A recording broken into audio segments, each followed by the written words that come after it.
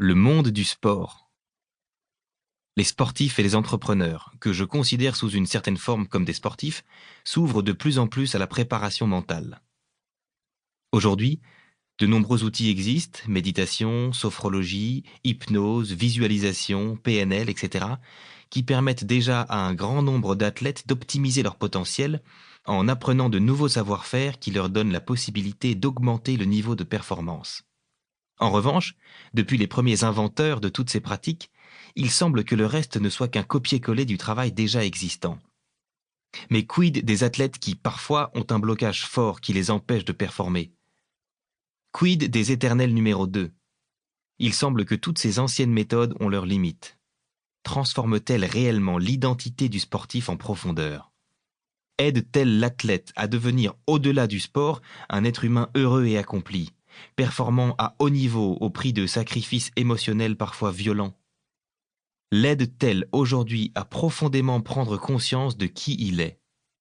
Le rôle de la préparation mentale en 2020 ne serait-il pas d'aider le sportif, au-delà de la performance matérielle, à devenir un homme ou une femme complet, épanoui et accompli qui performe de manière plus fluide et qui pourra atteindre ses objectifs sportifs en étant détaché du résultat? La préparation mentale telle qu'on la connaît aujourd'hui peut-elle permettre à l'athlète de comprendre que le sport n'est pour lui qu'une préparation, l'aidant au passage dans le monde d'après? Alors peut-être qu'après ces premières lignes, vous vous demandez qui je suis pour en arriver à cette remise en question de ce qui est déjà proposé aux sportifs aujourd'hui. Passons à la présentation. Je m'appelle Pierre, le prénom, David, le nom, mais si vous inversez, je ne vous en voudrais pas.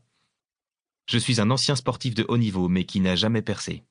En effet, j'ai 5 finales de championnat de France à mon actif, et j'en ai gagné une, non pas grâce, mais à cause de mon mental. En effet, lors des demi-finales de championnat de France, et ce, quel que soit mon adversaire, je savais que j'allais gagner. J'avais cette forme de certitude à l'intérieur de moi qui savait que ça allait passer. En revanche, arrivé en finale, je ne comprenais pas ce qui se passait. Perte de motivation totale. Au fond de moi, je n'avais pas envie de boxer. Alors j'essayais de me motiver avec tous les outils que je connaissais déjà à l'époque, hypnose, sophrologie, méditation, visualisation, etc. Rien à faire, mon corps ne s'engageait pas dans l'action. C'était du flanc, de la surface. Au fond de moi, je sentais une petite faille et je finissais le combat frustré de ne pas avoir tout donné. Les autres années, mes entraîneurs, mes proches disaient que j'avais le potentiel pour gagner. Mais en finale, je reproduisais toujours le même scénario, si bien qu'à la fin, j'avais même peur de décevoir mon entourage. Parfois, je ne savais même plus pourquoi je m'entraînais. Malgré toutes les séances d'hypnose que j'avais pu faire, même si en surface cela semblait s'améliorer, je rechutais aux moments cruciaux. En parallèle, je sortais avec une fille, boxeuse également. Elle avait moins d'expérience que moi, nous habitions à la campagne entre Nantes et Angers, et nous avions un garage pour nous entraîner dans lequel était pendu le sac de frappe. Un jour, elle m'avait marqué, car dès le début de l'année, elle m'avait dit « Je serai championne du monde ». Je l'avais regardée en mode « Waouh, quelle ambition !» Alors qu'au fond de moi, je me demandais comment elle faisait pour affirmer cela avec une telle assurance.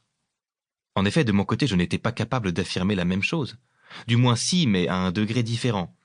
Je disais « Cette année, je serai en équipe de France », avec une certitude et surtout une forme de foi. Par contre, je n'étais pas capable de le dire au niveau international.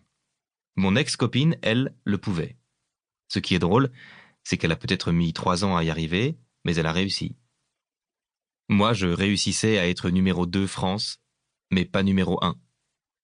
Alors en mai 2015, à la fin de mes études, je décide d'arrêter le sport sur la finale à Pierre de Coubertin à Paris. Je reste tout de même présent pour les 2 derniers stages équipe de France. Avec la peur au ventre, je me dis qu'il est maintenant temps pour moi de me lancer dans le domaine professionnel.